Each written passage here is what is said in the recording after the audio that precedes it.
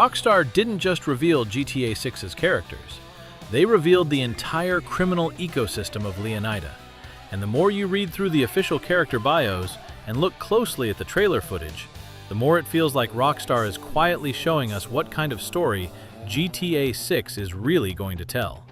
Because this does not feel like a simple rise to the top GTA story. This feels like a world where everybody is trapped in something.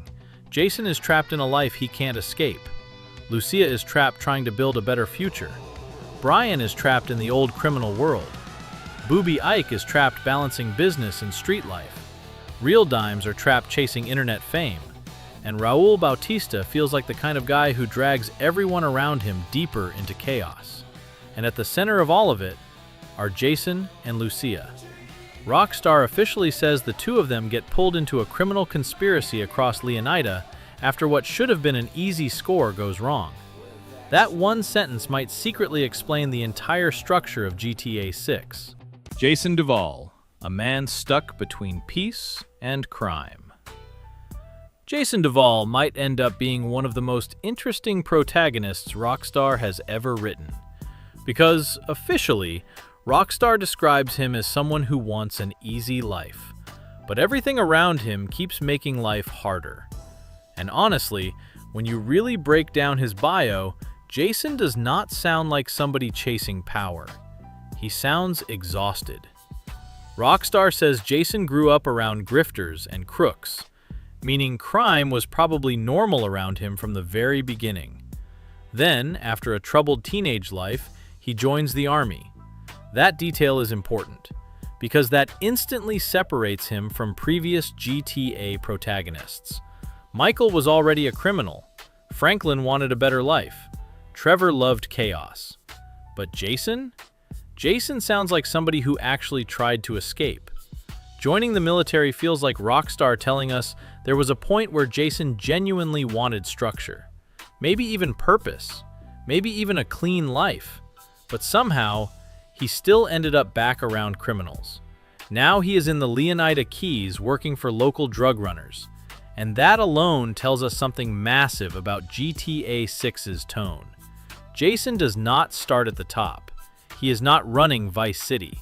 He is not rich. He is not famous. He sounds like somebody surviving job to job around dangerous people. And when you look at the trailer shots of Jason, Rockstar constantly frames him in quiet moments. Driving alone, standing still, watching Lucia. He almost feels disconnected from the world around him. Even his expressions look restrained compared to older GTA protagonists. And honestly, that might be intentional, because Jason feels less like a fantasy criminal and more like a guy trapped inside a criminal environment. One of the most interesting details from Rockstar's official description is the line about him wondering if his life is finally about to improve or get worse. That sounds less like confidence and more like fear, which makes Lucia's arrival even more important. Because Jason doesn't feel like the person driving toward chaos. Lucia feels like the spark that changes everything. And visually, Rockstar keeps pairing them together in almost every important trailer shot. Not like partners in crime, like two people trying to survive the same storm. And honestly, the more you look at Jason's setup, the more GTA 6 starts feeling less like a power fantasy and more like a crime thriller. Because Jason already feels like somebody carrying years of regret before the game even starts. Lucia Caminos, the real heart of GTA 6. If Jason feels tired, Lucia feels focused. And honestly, Lucia might secretly be the emotional engine of the entire game. Because Rockstar's official description of her instantly gives her more urgency than almost anybody else in GTA 6. Rockstar says Lucia's father taught her to fight from the moment she could walk.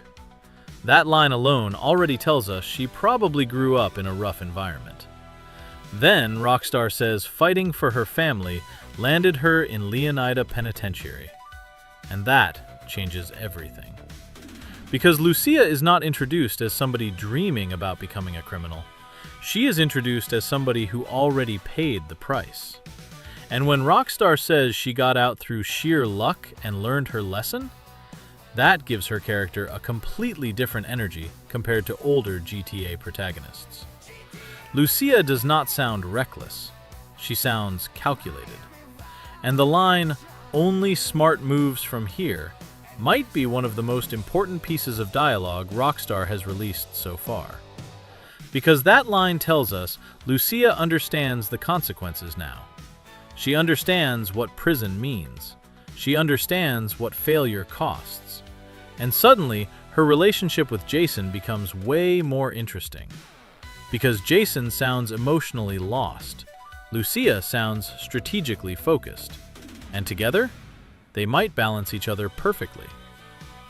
One of the most powerful details from Lucia's official bio is her connection to Liberty City. Rockstar says her mother dreamed of a better life since Liberty City. That tiny detail adds history. It makes Lucia feel like part of a bigger generational struggle, like she inherited somebody else's dream. And honestly, that feels incredibly realistic, especially for a modern Rockstar story. Lucia doesn't feel motivated by greed. She feels motivated by escape. And when you watch the trailer footage again after reading her bio, certain shots hit differently. The prison scenes, the ankle monitor, the moments where she looks completely calm during dangerous situations.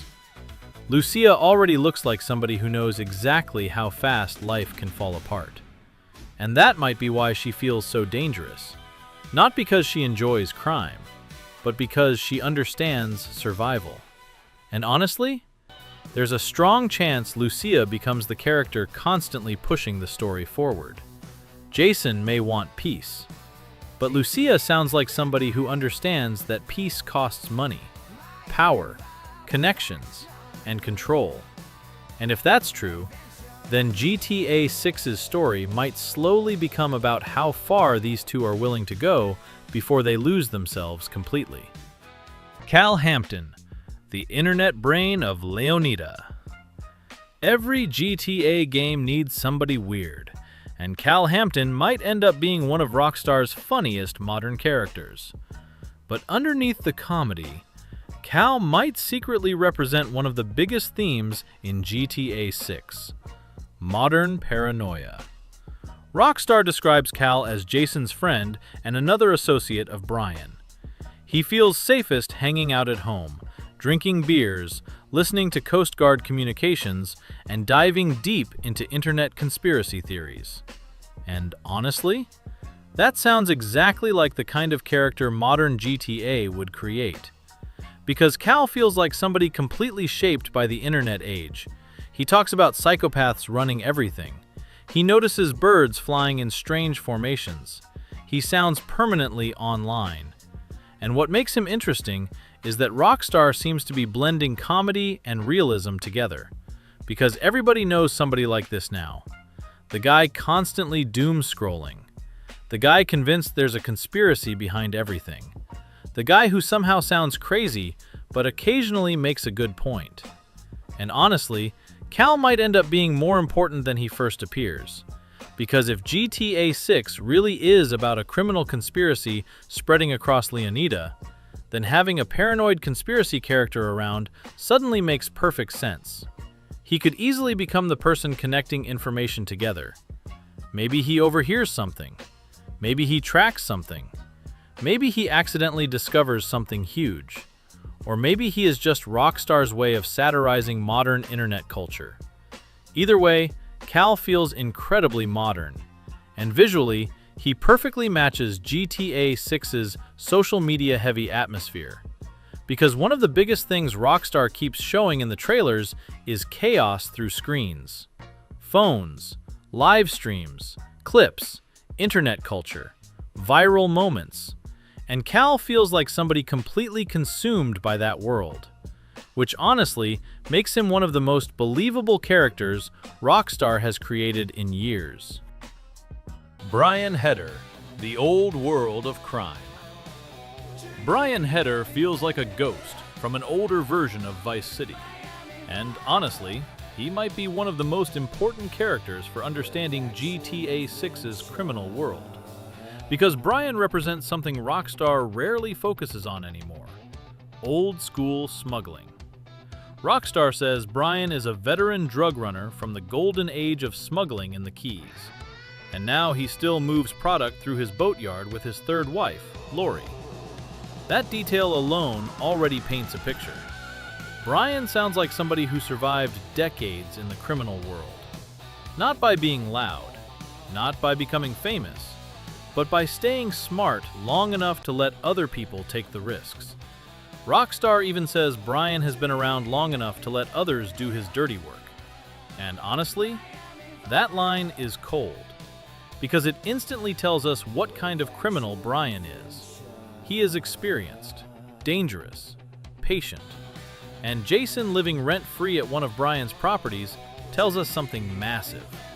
Jason is already connected to the criminal system before Lucia fully enters the picture, meaning Jason's life was already complicated. Lucia may not have dragged him into crime. She may have simply dragged him into bigger crime. And visually, Brian's entire atmosphere feels different from the rest of Vice City.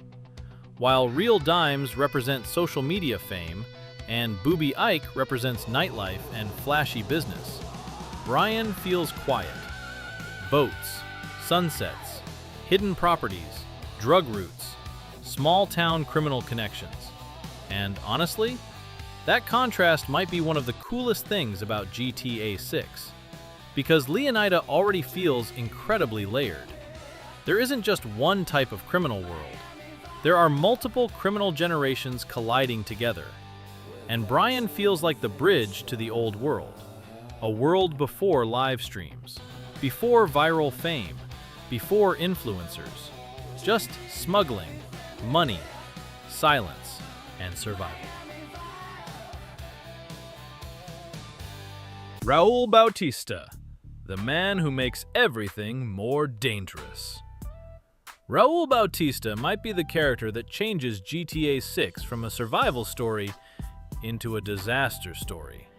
Because Rockstar describes Raul as a seasoned bank robber always looking for talented people willing to take big risks for big rewards.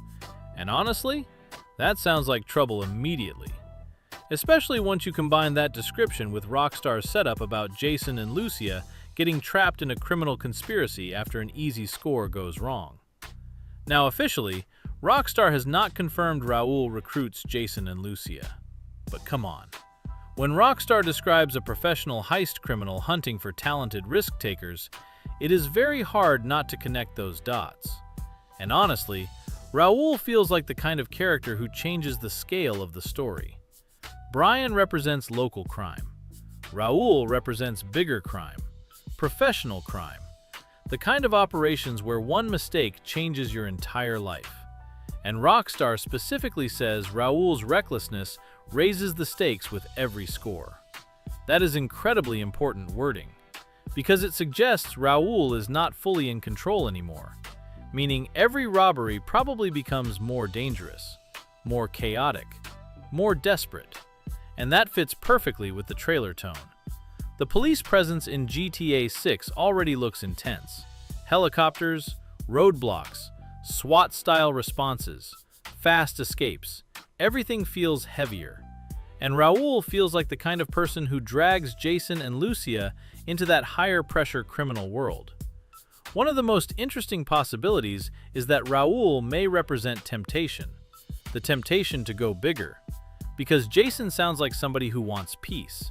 Lucia wants control, but Raul offers opportunity, money, risk, power. And in GTA stories, that combination almost always destroys people eventually, which honestly makes Raul one of the scariest characters Rockstar has revealed so far. Not because he looks violent, but because he sounds persuasive. And persuasive criminals are usually the most dangerous kind. Boobie Ike, the businessman of Vice City. Boobie Ike might secretly represent the future of crime in GTA 6. Because unlike Brian, who comes from old-school smuggling, Boobie understands modern power, visibility, business, money, influence. Rockstar describes Boobie as a Vice City legend who transformed street life into a legitimate empire. Real estate, a strip club, a recording studio, and the most interesting part? Rockstar basically tells us all of it is connected. The club money, the music money, the drug money. It all flows together. And honestly, that sounds incredibly realistic. Because modern criminal organizations rarely look like old gangster movies anymore. Now everything is blended together. Entertainment, business, social media, nightlife. And Boobie feels like somebody who mastered that system.